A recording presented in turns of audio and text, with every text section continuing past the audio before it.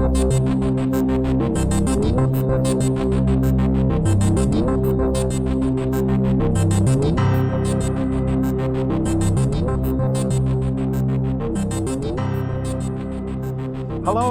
and welcome to the 7th episode of Season 9 of the Dark Money Files, in which we shine a light into a murky world.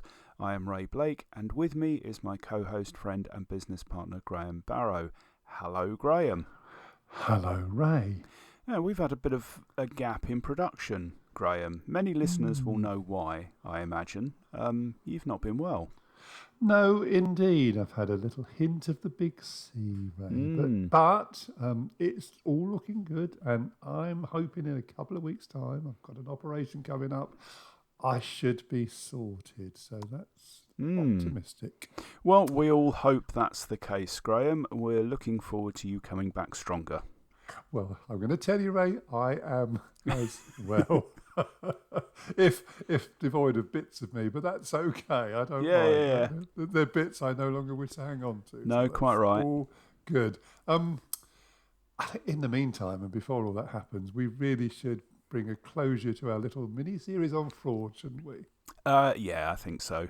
Part 3 today is going to be about how the industry addresses fraud through prevention and detection. Rather than saying good morning, fraud, how are you? No, different form of addressing. Okay.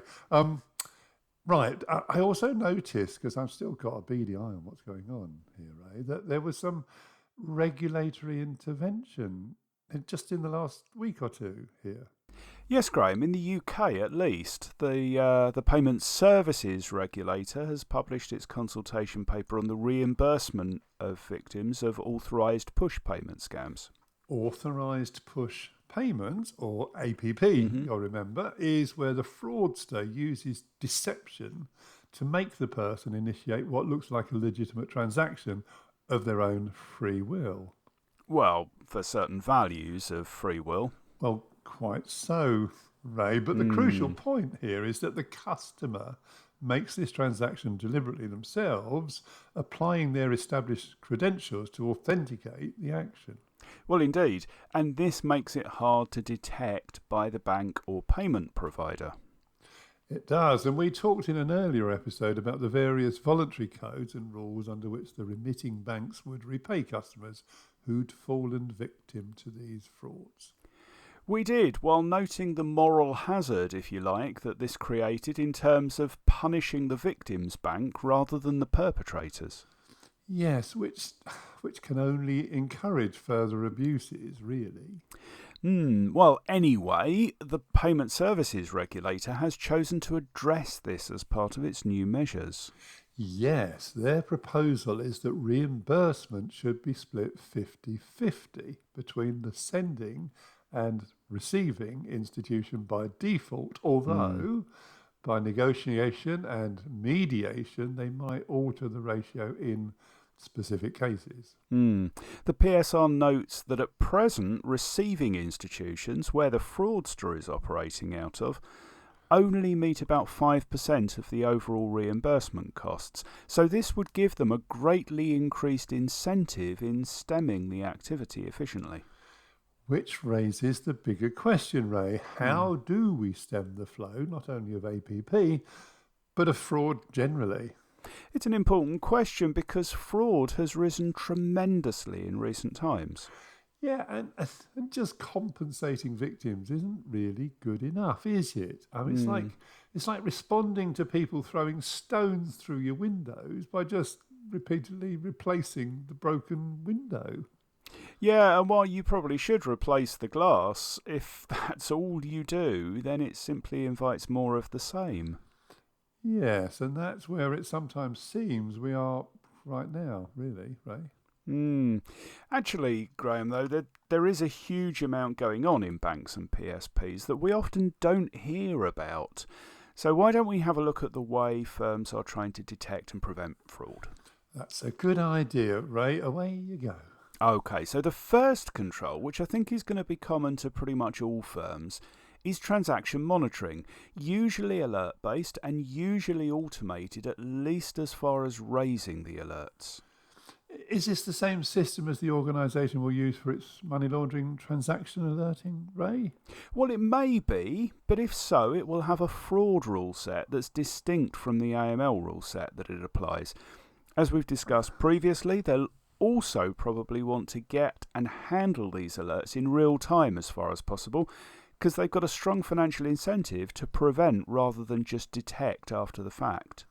Yes, now that does make sense. So how is the rule base different? Well, it's hard to generalise, but I'd pick out a couple of likely differentiators.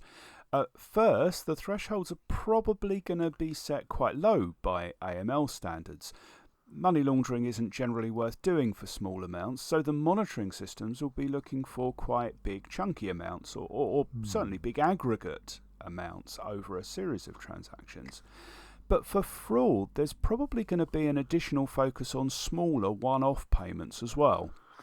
Incoming payments or outgoing, Ray? Well, that's a great question, Graham, because with fraud, firms will want to look not only for payments to and from the criminals, but also payments made to the criminals by those they're seeking to defraud, if we're talking about APP, for instance. So, in effect, they look at both ends of the typology. Yes, indeed. Well, that certainly makes sense, but it strikes me that in doing that and in setting the thresholds quite low, they're going to catch an awful lot of legitimate transactions as well as the fraudulent ones. Well, that's absolutely right, Graham, which is why firms are increasingly supplementing the quite basic alerts-based transaction monitoring with more sophisticated controls. Yes, and this is an area of rapid current development, and we'll only be able to cover most of this in the broadest terms for fear of being rather quickly rendered out of date. That said, there are some approaches that are probably going to be around for a while, albeit with rapid ongoing development. Yes, and I suppose the obvious one is artificial intelligence, isn't it? Where we're aware of a number of really quite exciting approaches. Yep, and among the current favourites seems to be machine learning taking the transaction monitoring alerts as an input, along with enriched data where this is available. Oh, enriched data, Ray. Well, yeah, that's further information that can be gleaned that will supplement the basic information that tripped the alert and that sits in the KYC file. So what sort of data might be available there? Well, I know of a whole range of developments here, Graham. For instance, I think we've spoken before about behavioural biometrics, and these can come into play. Okay, so this is things like what browser you're using or how you swipe on the phone screen and so on, even potentially what angle you're holding the phone at. Yep, all of that and much more. It can give you a strong indication of whether the person behind the transaction is actually your customer or someone pretending to be them.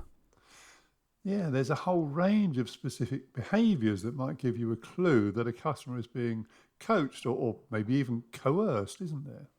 Yeah, you can measure unusual pauses in input, for instance, where the customer could be referring questions to a third party for answers to then input. You can also tell whether information is being typed in or cut and pasted from another application. And all of this can give you confidence that the transaction is genuine. Or, conversely, sharpen your suspicion that it isn't. Yeah, the coaching aspect is a really important one, isn't it? And one providers are working hard to overcome. Yes, it is. It's really prevalent in romance scams, where often the fraudster will specifically coach their mark on how they should respond when the bank raises doubts about what they're making them do. So people contacting customers to validate transactions have to be very aware of this possibility and able to detect signs. Okay, but now we're talking about humans. What about this greater bank of data that the AIs can draw on?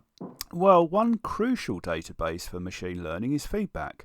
Which of the alerts actually prove relate to fraud and which don't? And that lets it validate and adjust its algorithms. It learns. Hence, machine learning. Well, yeah. And in the 21st century, social media presents all sorts of opportunities to enrich your data too.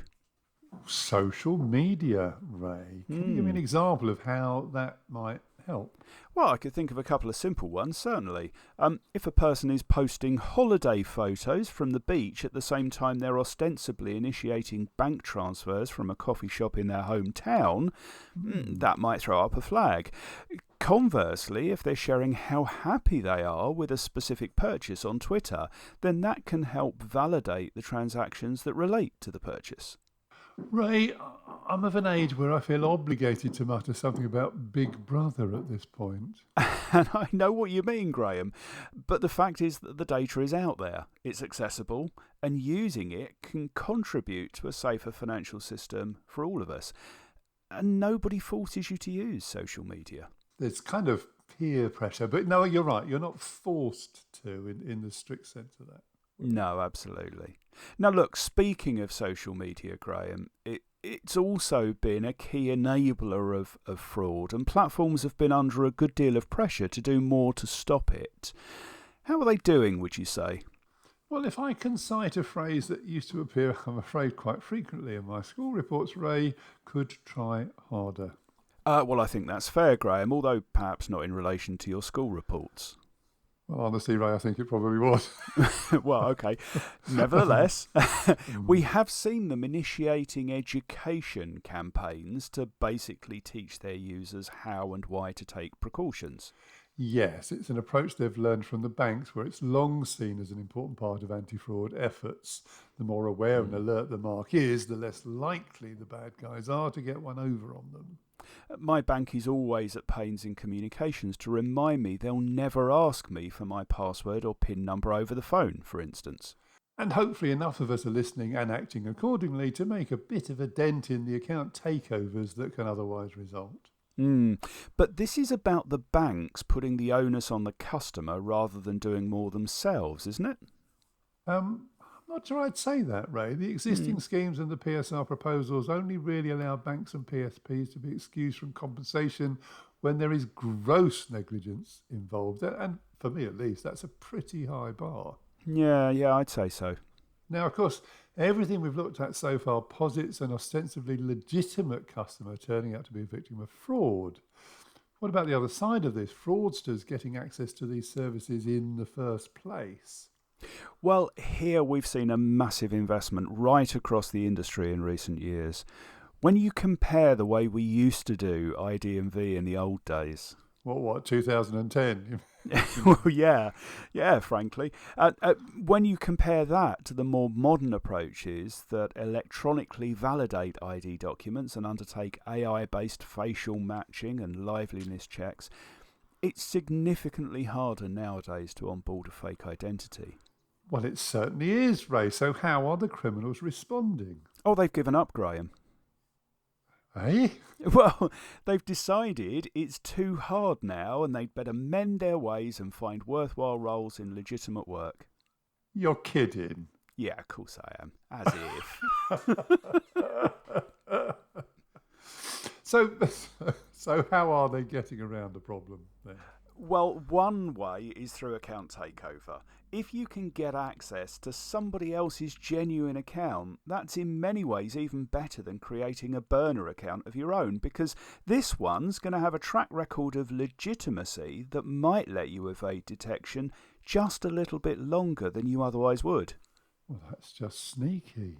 Yep, and there's a secondary market for these accounts too. You can go and buy a spreadsheet of credentials for multiple accounts of all types with all sorts of demographics and balances. You can go and do that now on the dark web. It's like fraud as a service. It certainly is. So one thing we've not spoken about yet, Ray, is data sharing between providers. That's true. We've spoken before about how difficult it is for banks and payment companies to share client-related confidential information, despite the undoubted benefits it would bring. Yes, we have, but I think there are fewer concerns when it comes to data about criminal fraudsters. Well, yeah, and there are independent bodies in many countries that aggregate and mediate all this data for wider consumption. In the UK, we have CFAS, for instance, the Credit Industry Fraud Avoidance System. Yeah, and anyone listening with fraud detection responsibilities in the UK will almost certainly know about CFAS. But the other opportunity here is through synthetic data, and we covered the FCA's consultation paper on the subject in the summer. It's a safe way to share data without breaching confidentiality if you do it properly. Yes, and of course, firms are also using synthetic fraud data sets to train their AI monitoring systems, aren't they? Also, we hear, Graham, and we've got a small role in a proof of concept along those lines. It's exciting because the possibilities are huge. They are. Okay, so that was our look at fraud. What are we going to do next, Ray? Well, I think our listeners will expect us to talk about the new Economic Crime Part 2 bill. Well, yes, I think you're probably right, and then they shall have it. The timetable is a bit dependent on me after surgery getting something approaching my mojo back, which is probably all I will get back. Well, I'm looking forward to it. So I'm still thinking about this guy who was a little bit down on the whole compensation piece. Really, I shall ponder it at more length. Yeah, I mean, there are people who are equally down on the whole AML regime, although I think potentially they've got a bit more point, is that, sometimes we introduce rules for the sake of the rules and not really to make any difference. I think actually with the fraud side, I'm a bit more inclined towards, no, they're there to make a difference. Yeah. So we're going to be back soon with Economic Crime Bill 2, aren't we? Well, we are. And I mean, at the risk of spoiling the whole thing, we might have reservations, I suspect. Well, we might, and rather annoyingly, I was invited to give evidence to Parliament on this, just to show off. Sadly, it coincided with me having my operation for my little, surgical requirements. I won't be doing it, but no, quite right. You win some, you lose some.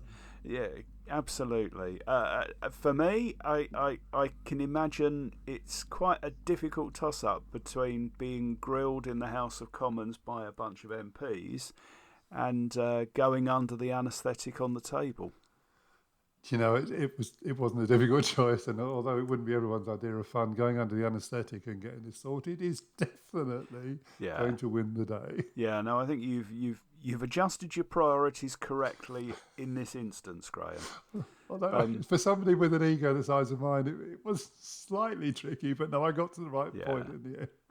No, well, look, in closing, I fully expect this to be very straightforward, but I also hope that it won't be as distressing as I would probably find it. Well, can I say to our audience, I'm really looking forward to speaking to you all again, because that will mean it's all been very successful. Indeed. And on that bombshell, cheers everyone.